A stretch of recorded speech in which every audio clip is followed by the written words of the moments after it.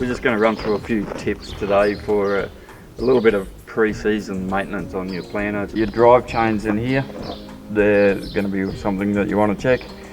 Need to make sure that they're all in good condition, well lubricated. You don't want to see any kinks or rust patches or anything like that on the drive chains. Now, not only these drive chains, but any other drive chain, including ground drives and all that sort of thing on the planter. Another pretty important part to check is this disc here. If it gets below 14.5 inches in diameter, it needs replacing, and also that they are spaced correctly. There should be an area where they're touching together, and they need to be shimmed in or out to the correct spacing.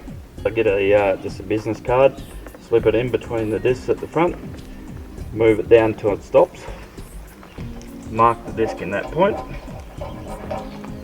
and then repeat the process from the back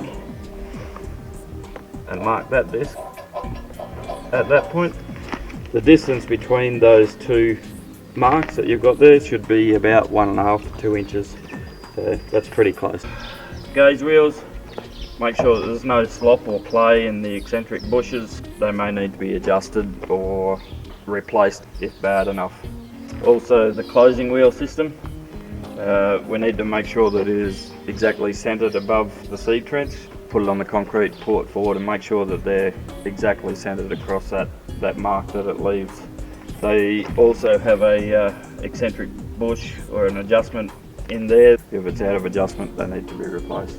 We found that this set of closing wheels isn't directly following the opening disc, so we're just going to jump down here and check, and if we have a look, we have some excessive wear in the bushing in there, so that'll need to be either adjusted up or that will need to be replaced to get it back in line and planting properly.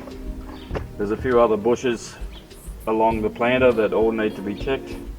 Make sure they're all in good condition before you start planting. Helps stop problems along the way.